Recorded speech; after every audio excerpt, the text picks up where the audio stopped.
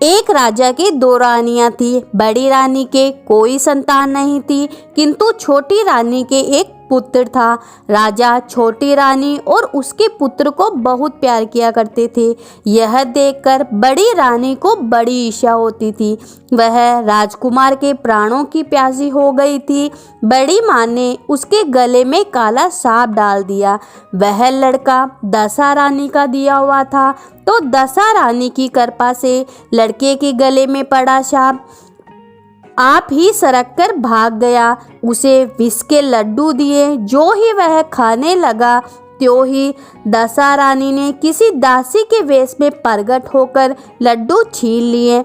बड़ी रानी ने उसे पकड़कर गहरे कुएं में डाल दिया और दशा माता ने उसे बीच में ही रोक दिया। जब दोपहर का समय हुआ और कुंवर कहीं दिखाई नहीं दिया, तब राजा रानी को बड़ी चिंता हुई। जहाँ तहाँ लोग उसकी तलाश करने लगे। राजा रानी पुत्र शोक में रोने लगे। तब दशा माता एक भिखारनी के वेश में राजकुमार को एक वस्त्र में छिपाए हुए भिक्षा के लिए द्वार पर आई। तब सिपाहियों ने दुत्कार कर कहा, यहाँ तो राजा का राजकुमार खो गया है, तुझे भिक्षा की पड़ी है, चल हट यहाँ से। तब दशा माता बोली, भाइयों, पुण्य का प्रभाव बड़ा होता है। यदि मुझे भिक्षा मिल जाए तो संभव है कि खोया हुआ राजकुमार भी मिल जाएगा। यह कहकर वह देरी के भीतर पैर रखने लगी। उसी समय दशा माता ने एक वस्त्र में से बालक का एक पैर उगाड़ दिया। सिपाहियों ने समझा कि अभी कुंवर इसी के हाथ में है, इसे जाने दो और कुंवर को भीतर छोड़कर आने दो।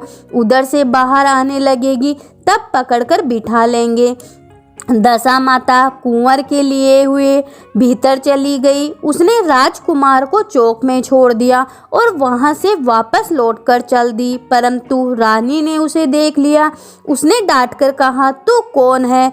तूने 3 दिन से मेरे लड़के को छिपा कर रखा है, तूने ऐसा क्यों किया? दशा माता उसी क्षण ठहर गई। उसने कहा कि रानी, मैं तुम्हारे पुत्र को चुराने छिपाने वाली नहीं हूँ, मैं ही हूँ तेरी आराध्या देवी दशा माता। तुझे सचेत करने आई हूँ कि तेरी सोच तुझसे ईर्ष्या रखती है, वही तेरे पुत्र को मारना चाहती है। अपने पुत्र को कभी उसके पास न जाने दिया कर। और सारा हाल कह सुनाया। माता बोली, मैं तुमको चेतावनी देने आई हूँ।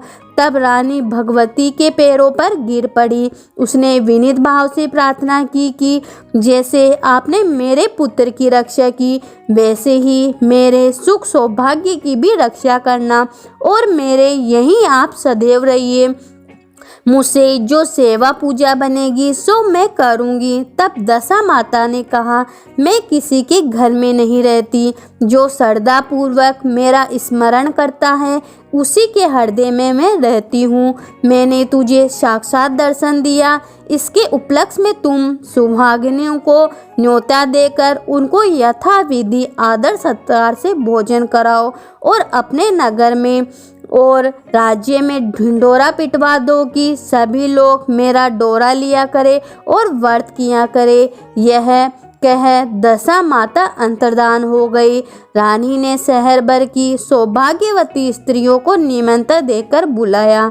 उपटन से लेकर शिरोभूषण श्रृंगार तक उनकी यथाविधि से साफ सुथरा करके वह गहने आदि देकर आंचल भरे और भोजन कराकर विदा किया। शहर और राज्य में भी ढिंडोरा पिटवा दिया कि अब से सभी लोग दशा माता का डोरा लेंगे। तो बोलो दशा माता की जय हो।